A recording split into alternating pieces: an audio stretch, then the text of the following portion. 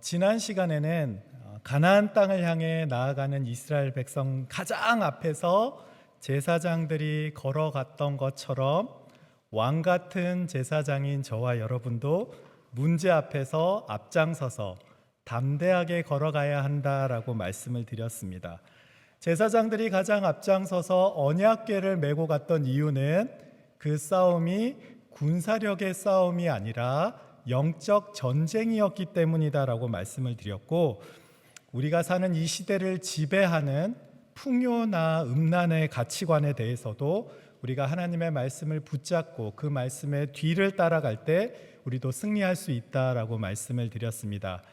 또 하나님께서 우리를 높이시기도 하고 낮추시기도 하시기에 우리는 항상 하나님 앞에서 겸손해야 한다라고도 말씀을 드렸고, 하나님께서 높이시기에 우리가 교만할 필요가 없으며 하나님께서 낮추실 때도 하나님의 계획하심이 그 가운데 있다라고 말씀을 드렸습니다.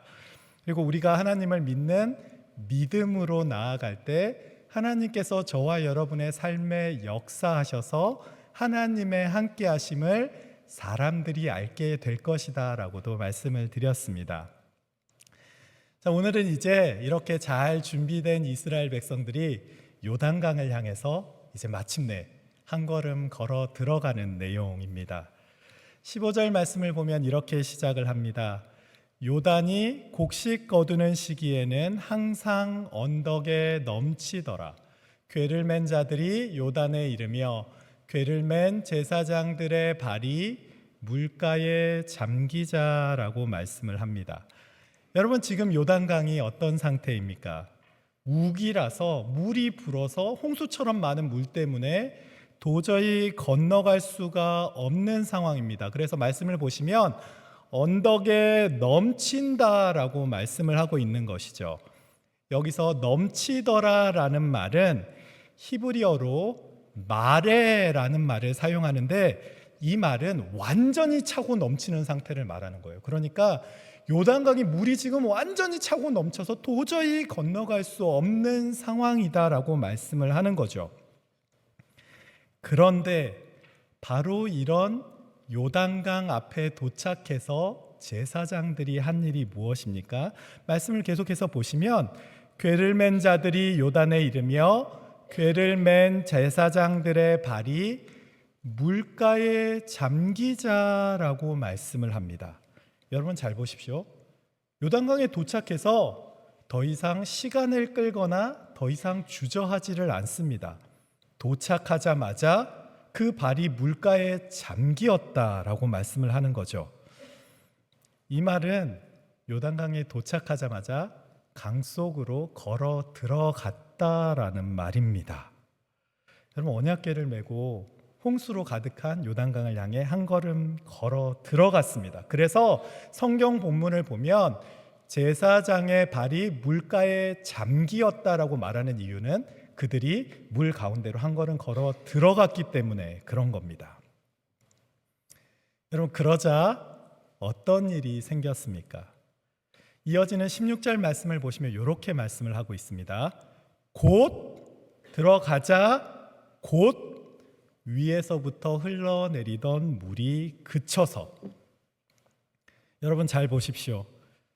하나님이 먼저 강물을 멈추신 것이 아닙니다. 발이 물가에 잠기자 흘러내리던 물이 곧 그친 겁니다. 요단강을 향해서 믿음으로 한 발자국 걸어 들어갔을 때 그 물이 멈추었다라는 말씀입니다. 여러분, 왜 이 사실이 중요합니까? 여기에 하나님께서 역사하시는 방법이 있기 때문에 그렇습니다. 하나님께서는 우리가 요단 강가에 머물러 있는 것이 아니라 하나님의 말씀에 순종해서 홍수로 물이 넘실거리는 그 요단강을 향해 한 걸음 걸어 들어가기를 원하십니다. 왜 그러실까요? 이렇게 한 걸음 들어가는 순간에 우리는 곧 위에서부터 물이 끊어지는 것을, 하나님의 역사하심을 걸어 들어가는 순간에 깨달을 수 있기 때문에 그렇습니다. 여러분 창세기 22장을 보시면 하나님께서 아브라함에게 이삭을 번제로 드리라라고 명령하시는 장면이 나옵니다. 아브라함이 이 명령에 순종해서 이삭을 데리고 산으로 가서 이삭을 제물로 바치려고 하는 그 순간에 뿔이 수풀에 걸린 어린 양을 하나님께서 예비해 놓으셔서 아브라함이 여호와 이레라고 준비하시는 하나님이라고 찬양을 하며 그 뿔이 수풀에 걸린 양을 이삭 대신 번제로 드리게 됩니다. 그런데 여러분, 하나님께서 언제 그 양을 주셨습니까? 아브라함이 이삭을 바치려고 칼을 드는 그 순간에 하나님께서는 그 양을 아브라함에게 주셨습니다. 여러분, 요한복음 2장에 보면 가나 혼인잔치에 대한 이야기가 나옵니다. 혼인잔치에서 포도주가 떨어지게 되죠. 근데 여러분, 그 부족한 포도주는 언제 생겨났습니까? 예수님께서 하인들에게 항아리에 물을 채워라, 그리고 그 물을 갖다 주라라고 말씀하시니까 하인들이 그 항아리에 물을 다 채운 후에 그 물을 가져다가 연회장에게 주었을 때 그 물이 변해서 포도주가 되었습니다. 여러분, 누가복음 5장에 보시면 제자들이 그물을 던져서 물고기를 잡는 장면이 기록이 되어 있습니다. 여러분도 잘 아시는 것처럼 제자들은 물고기 잡는 전문가입니다. 어부잖아요. 그런데 자기들의 지식대로, 자기가 아는 대로 밤새도록 그물을 던졌지만 단 한 마리도 잡지를 못했습니다. 그런데 예수님께서 깊은 곳에 가서 그물을 던져라라고 말씀을 하시죠. 그 말씀에 순종해서 깊은 곳에 가서 그물을 던졌을 때 그 그물이 찢어질 만큼 많은 물고기가 잡히게 되었습니다. 여러분, 잘 보십시오. 아는 것이 다가 아닙니다. 아는 대로 살아낼 때 그 순간에 하나님의 능력이 우리의 삶에 나타나게 되는 겁니다. 지금도 마찬가지입니다. 주님께서는 분명히 저와 여러분을 위해 또 우리 중앙교회를 위해 예비해 놓으신 축복들이 가득 넘치게 있습니다. 어떻게 해야 그 축복을 받아 누릴 수 있겠습니까? 요단강 가에 머물러 있는 것이 아니라 믿음으로 한 걸음 요단강을 향해 걸어 들어갈 때 하나님이 예비해 놓으신 더 크고 놀라운 축복을 받아 누릴 수 있게 되는 것이죠. 여러분, 그래서 코리텐 부은 뭐라고 얘기를 했냐면, 순종은 모든 답을 얻은 후에 하는 것이 아니라, 답을 다 얻고 나서 그 다음에 순종하는 것이 아니라, 답이 없을 때 하나님께 발을 내딛는 것이 순종이다라고 얘기를 했고요. 마틴 루터 킹 목사도 이런 말을 했습니다. Faith is taking the first step even when you don't see the whole staircase. 그러니까 계단 전체를 다 볼 수 없을 때에도 그 첫 발을 내딛는 것, 그것이 바로 믿음이다라고 얘기했던 것이죠. 지금 저와 여러분의 삶도 마찬가지입니다. 우리 앞에 놓여있는 홍수로 도저히 건너갈 수 없을 것 같은 요단강이 얼마나 많이 있습니까? 그런데 그 문제들 앞에서 우리도 믿음의 한 걸음을 걸어 들어가야 하나님이 내비해 놓으신 것을 경험할 수 있게 되는 것이죠. 그런데 우리는 반대로 행동할 때가 참 많습니다. 하나님께서 분명히 믿어라, 네가 믿으면 볼 것이다 라고 말씀을 하시는데 우리는 계속해서 이렇게 얘기하는 거죠. 하나님, 보여주시면 믿겠습니다. 거꾸로 얘기하는 겁니다. 물론 하나님께서 먼저 우리의 길을 다 예비해 놓으시고 다 보여주신 다음에 그 길을 걸어가라라고 말씀하실 때도 있습니다. 출애굽한 이스라엘 백성들이 홍해를 건너갈 때를 한번 생각해 보십시오. 하나님께서 동풍을 그 전날부터 불게 해서 길을 이미 다 만들어 놓으셨습니다. 그리고 나서 이스라엘 백성들에게 홍해를 건너가게 하셨죠. 왜 그러셨을까요? 그들은 이집트에서 430여 년간을 노예로 살고 있었습니다. 그러다 보니 하나님을 향한 믿음도 하나님을 향한 신앙도 참 연약해져 있는 상태입니다. 그러니 하나님께서 10가지 재앙으로 이집트를 다 심판하시고 홍해도 다 갈라주신 다음에 자 이제 이 길을 걸어가라 라고 말씀하셨던 거죠. 이제 그들에게 다 보여주신 다음에 그 길을 걸어가도록 해주신 겁니다. 그들의 신앙이 연약했기 때문에 그렇습니다. 그런데 여러분, 그들이 광야 생활 40년을 마치고 나서 요단강 앞에 섰을 때는 하나님께서 어떻게 이끄십니까?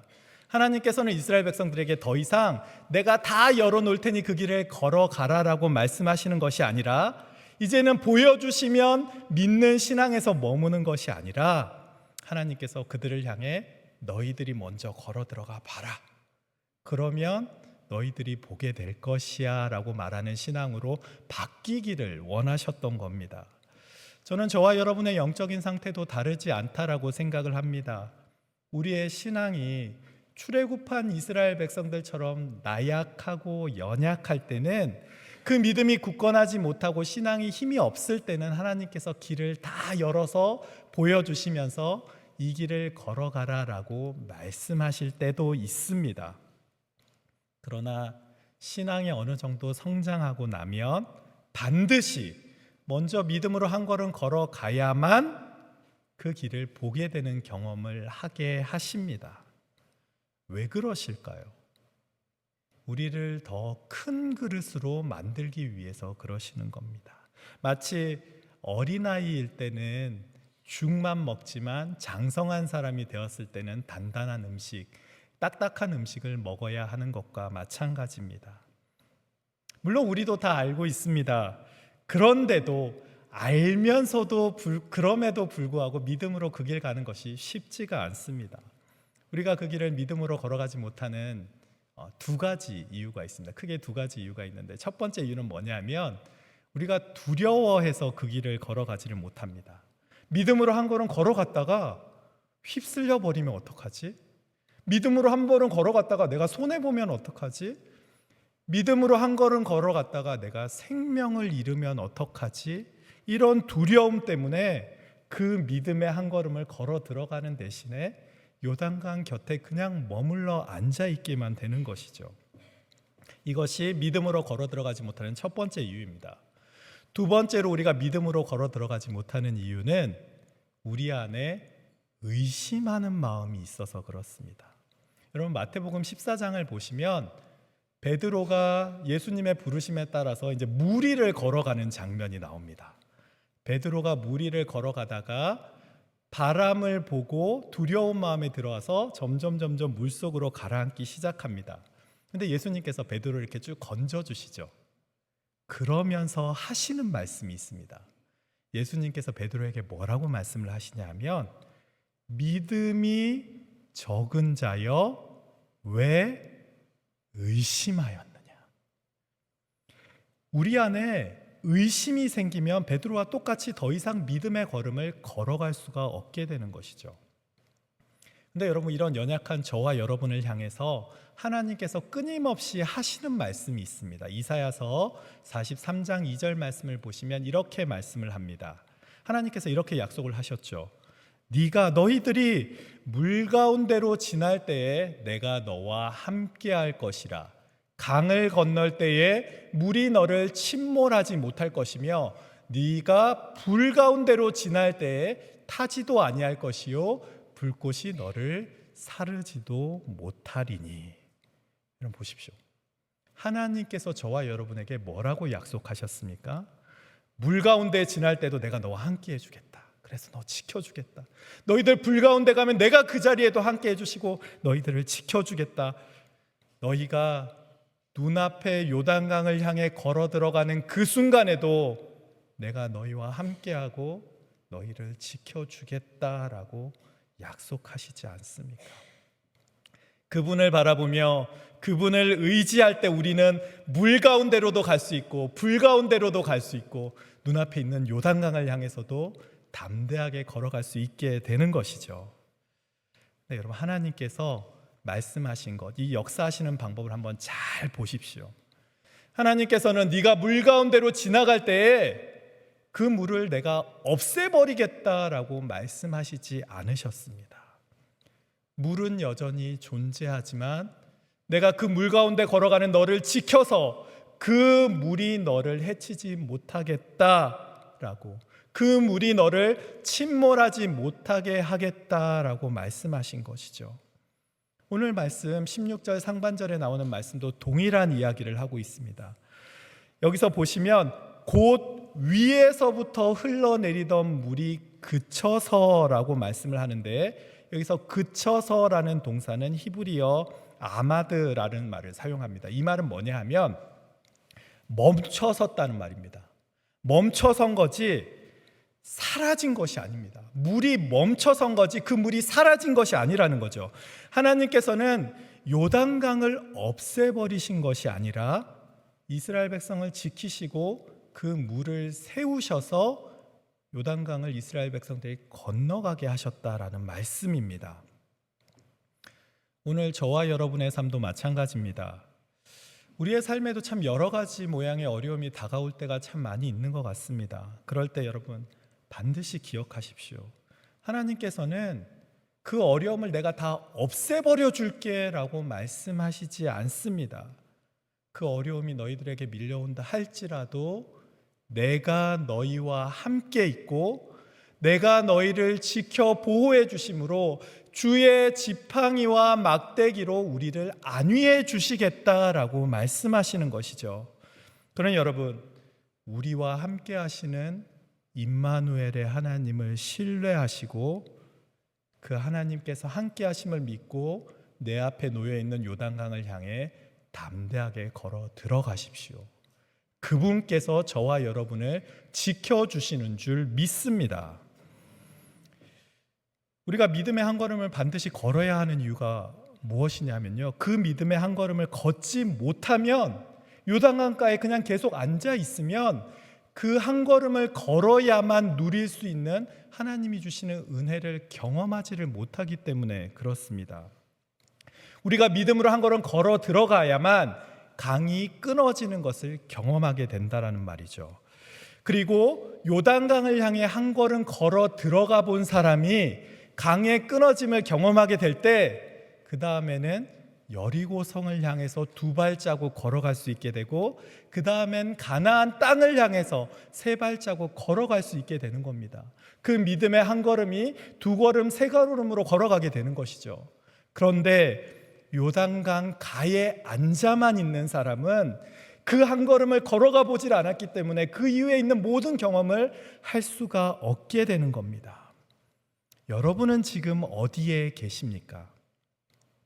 우리는 지금 요단강 가에 앉아 있는 사람들입니까? 아니면 주님의 말씀을 믿고 순종함으로 요단강을 향해 한 걸음 걸어 들어가는 사람들입니까?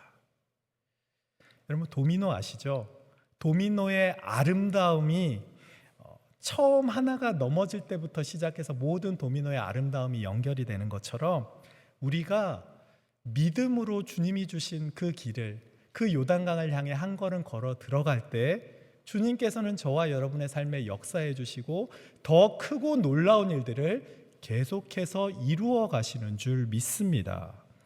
여러분, 이렇게 믿음의 한 걸음을 걸어 들어갔을 때 그 순간에 어떤 일이 일어났냐 하면 16절 상반절을 다시 한번 보시면 곧 위에서부터 흘러내리던 물이 그쳐서라고 말씀을 합니다. 그런데 여러분 아까도 말씀드렸듯이 이 그쳐서 아마드라는 말은 주로 사람에게 사용하는 말입니다. 그러니까 아마드라는 말은 멈춰라, 약간 이런 느낌인 거예요. 사람에게 하는 말이죠. 그런데 오늘 본문 말씀을 보시면 하나님께서 물을 향해서 물이 끊어졌다, 멈췄다라고 하시는 거예요. 바로 뒤에 연결돼서 나오는 말이 뭐냐면 사르단에 가까운 매우 멀리 있는 아담 성읍 변두리에 일어나 한 곳에 쌓였다라고 말하는데, 이 쌓였다는 말도 하나님께서 직접 쌓으셨다라는 의미가 있는 거예요. 그러면 여러분 이 문장이 어떤 의미를 갖고 있는 거냐 하면 온 자연도 하나님이 멈추시라 하면 멈추고 쌓이라 하면 쌓인다라는 거죠. 자연이 하나님의 통치 아래에 있다라는 말씀을 하는 겁니다. 그뿐이 아닙니다, 여러분. 이 물이 어디서부터 그쳤는지 아십니까? 물이 위에서부터 그쳤고라고 말씀을 합니다. 아래에서부터 물이 줄어든 것이 아니라 위에서 딱 끊어진 거죠. 그러니 이스라엘 백성들의 눈에는 여전히 홍수로 넘실거리는 그 요단강이 보이는 순간에 위에서 물은 이미 끊어진 겁니다. 이스라엘은 앞을 보며 홍수를 보며 두려워하는 그 순간에도 하나님께서는 이미 그 위에서 일하고 계셨습니다. 오늘 저와 여러분의 삶도 그렇습니다. 우리는 늘 눈앞에 흘러가는 요단강을 바라보며 두려워합니다. 과연 이 문제가 해결이 될까? 과연 내 삶의 문제가 정말 해결되는 거 맞아? 믿음으로 한 걸음 걷는다고 하면서도 여전히 염려하고 의심할 때가 너무나 많습니다. 그러나 여러분, 하나님께서는 이미 내 눈에 보이지 않는 그 자리에서 일하고 계십니다. 우리는 지금 내 눈앞에 보이는 결과를 바라보며 두려워하고 있지만 하나님께서는 더 근본적인 문제를 만지시고 계시는 것이죠. 그래서 우리의 신앙은 단지 내 눈앞에 놓여 있는 그 상황이 바뀌는 것을 믿는 것이 아닙니다. 우리의 신앙, 지금 내 눈앞에 상황 바뀌는 걸 바라보고 믿는 것이 아니라 눈을 들어서 상황의 근원을 만지시는 하나님을 믿는 것이 저와 여러분의 신앙의 본질이 되는 것이죠. 이제 이렇게 하나님께서 물을 다 끊어서 멈추신 후에 온 이스라엘 백성이 다 함께 요단강을 건너가기 시작합니다. 그런데 하나님께서 예비해 두신 놀라운 기적이 여기서 또 하나 더 나타납니다. 여러분 17절 말씀 우리 한번 함께 읽어보면 좋겠는데요. 17절 말씀 한번 함께 읽어보겠습니다. 시작. 여호와의 언약궤를 마른 땅에 굳게 섰고 아멘. 여러분 제사장들이 하나님의 말씀에 순종해서 요단강을 향해 한 걸음 걸어 들어갔는데 그 땅이 어떤 땅이 되었다고요?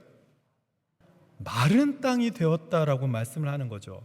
여러분 강이 끊어지고 멈춰선다 할지라도 그 땅이 젖어 있으면 거기 어떻게 지나갈 수 있겠습니까? 지금 이스라엘 백성들이 장정만 60만입니다. 수레도 있을 거고 가축도 있을 거고 여자와 아이들을 합하면 거의 한 200만 명이 되는데 땅이 젖어 있다라고 생각을 해보세요. 그러면 거기 건너가는 동안 여리고성에서 공격받고 난리가 나는 겁니다. 그런데 하나님께서는 물을 끊어 놓으신 다음에 땅을 주셨는데 그 땅이 마른 땅을 주신 거예요. 저와 여러분의 삶에 역사하시는 하나님의 역사하심이 그렇습니다. 하나님께서 저와 여러분의 삶에 역사하시면 단지 그냥 내 문제가 조금 좋아지는 것이 아니라 단지 내 형편이 조금 나아지는 것이 아니라 하나님께서는 저와 여러분의 삶을 완전한 삶으로 완벽하게 문제를 해결해 주시는 분이시라는 거죠. 근데 여러분 여기서 중요한 사실이 한 가지가 있습니다. 온 백성들이 이제 마른 땅을 건너가고 있는 그 순간에 제사장들은 지금 어디에 있을까요? 그새 다 잊어버리셨죠? 제사장들이 어디 있다고 얘기하냐면 들어갈 때는 앞장서서 들어갔는데 들어간 후에는 요단강 가운데 마른 땅에 섰고라고 성경은 말씀을 합니다. 들어갈 때는 가장 앞장서서 들어간 제사장이 물이 멈춰선 그때는 요단 한가운데 딱 서 있었던 것이죠. 그리고 온 이스라엘 백성들이 요단강을 다 건너갈 때까지 그 자리를 지키고 있었습니다. 여러분 이것이 바로 영적인 리더십이고 왕 같은 제사장인 저와 여러분이 기억해야 할 제사장들의 모습입니다. 믿음의 한 걸음은 단지 한 걸음 먼저 걸어가는 데서 끝나는 것이 아니라 가장 먼저 들어가서 가장 마지막까지 그 자리를 지키며 서 있는 것을 의미합니다. 왜 이 제사장들은 한가운데 서서 기다리고 있는 것일까요? 왜 그들은 그 자리에 있을까요? 여러분, 기적이 일어났다고 해서 위험이 사라진 것은 아닙니다. 여러분, 한번 생각을 해보세요. 다시 갑자기 물이 흘러내리기 시작해요. 그러면 물이 가운데가 위험할까요? 물 끝이 위험할까요? 정말 잘 아시네요. 자, 멈춰있던 물이 흘러내리기 시작하면 물 한가운데가 가장 위험하지 않습니까? 다리가 무너질 때도 어디부터 무너지냐면 끝에서부터 무너지는 것이 아니라 가운데가 제일 약하기 때문에 가운데가 제일 먼저 무너지는 것이죠. 제사장들이 요단강 한가운데에 서 있어야 하는 이유가 바로 여기에 있습니다. 그들은 앞장서서 들어간 후에 모든 이스라엘 백성들이 다 요단강을 건너기까지 가장 두렵고 가장 위험한 그 자리에 서 있었습니다. 그리고 그 자리에 서서 모든 사람이 지나가기까지 그 자리를 지탱하고 있는 것이죠. 우리의 가정에, 우리의 교회에, 우리가 속한 공동체에 바로 이런 사람들이 필요합니다. 앞서가는 사람도 필요하지만 바로 이렇게 요단 가운데에 서서 그 자리를 끝까지 꿋꿋하게 지켜내는 사람이 필요하다라는 것이죠. 여러분, 그래서 하버드 경영대학원의 로널드 하이패치라는 교수가 위기 속의 리더십에 대해서 이렇게 정의를 했습니다. 리더십은 해답을 제시하는 것이 다가 아니라 사람들이 견딜 수 있도록 끝까지 곁에 남아있는 능력이 리더십이다라고 얘기를 했습니다. 우리의 가정에도 우리의 교회에도 이런 사람들이 필요합니다. 부모는 가정에서 그런 리더가 되어야 하고 선생님들은 교회에서, 부서에서 그런 리더가 돼야 하며 리더는 삶의 자리에서 그 자리를 묵묵히 지켜낼 수 있어야 합니다. 그럴 때 공동체가 살아나게 됩니다. 지금 저와 여러분은 어떤 자리에 서 있습니까? 바라기는 저와 여러분이 요단강 한가운데 서서 맡겨주신 사명을 끝까지 묵묵하게 감당함으로 하나님에게 귀하게 쓰임받는 그런 하나님의 사람들이 다 되시기를 주님의 이름으로 간절히 축복합니다. 말씀을 마치겠습니다. 여러분, 신앙과 신념의 차이가 무엇인지 아십니까? 신념은 자기가 믿는 대로 자기의 의지대로 결단하고 행동하는 것을 신념이라고 합니다. 그런데 신앙은 무엇입니까? 내가 아니라 하나님이 내 삶의 주인이 되시는 겁니다. 하나님이 하실 수 있음을 믿는 것이 신앙이죠. 그래서 신념대로 사는 사람은 자기의 이성과 지성을 뛰어넘는 일에 대해서는 그 길을 걸어갈 수가 없는 거예요. 그 신념의 한계를 넘어설 수가 없습니다.